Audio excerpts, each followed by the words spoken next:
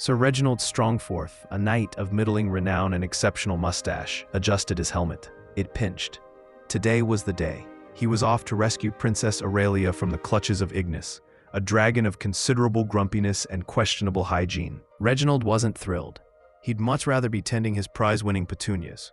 But a knight's got a knight, and besides, Queen Mildred had promised him a lifetime supply of custard creams if he succeeded.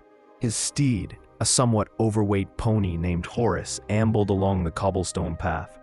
Horace wasn't built for speed, but he was excellent company, especially when Reginald shared his custard creams, which was often. The journey was uneventful, save for a brief detour caused by Horace's insatiable appetite for dandelions. They passed through whispering woods, where Reginald bravely fought off a swarm of particularly aggressive butterflies and crossed the gurgling gorge, which, true to its name, gurgled rather alarmingly. Finally, they arrived at Mount Cinder, Ignis's lair. Smoke billowed from the peak, and the air smelled distinctly of burnt toast and sulfur. Reginald dismounted Horace, patted him reassuringly, and drew his sword. It was a bit rusty, but serviceable. He ascended the mountain, each step crunching on volcanic rock. The heat intensified, and Reginald began to sweat. He reached the entrance to Ignis's cave, a gaping maw in the mountainside. Taking a deep breath, Reginald stepped inside.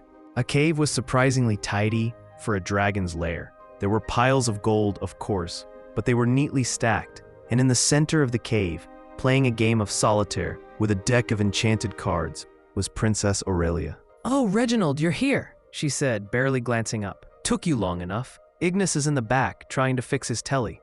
The aerial's gone wonky." Reginald blinked. "The telly?" Aurelia sighed. "Yes, he's obsessed with bake-off. Says he's going to open a bakery when he retires from the whole fire-breathing thing." Just then, Ignis lumbered into the room. He was enormous, scales the color of molten lava, and he wore a pair of spectacles perched precariously on his snout. "Ah, Reginald," he boomed, his voice surprisingly gentle.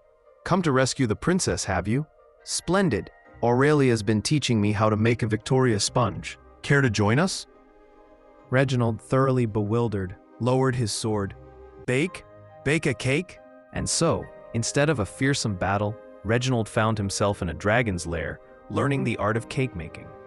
Princess Aurelia was a surprisingly good teacher, and Ignis, despite his fiery reputation, was a charming host. They spent the afternoon baking, laughing, and sharing stories. Reginald discovered that Ignis wasn't grumpy at all, just misunderstood. And Princess Aurelia, well, she was more interested in baking than being rescued. As the sun began to set, Reginald knew he had to return to the kingdom. He bid farewell to Aurelia and Ignis, promising to visit again soon. He mounted Horace and began the descent.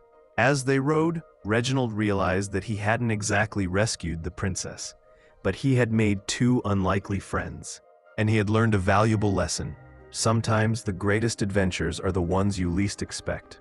Besides, he was bringing back a Victoria sponge, and that was almost as good as a lifetime supply of custard creams. Almost.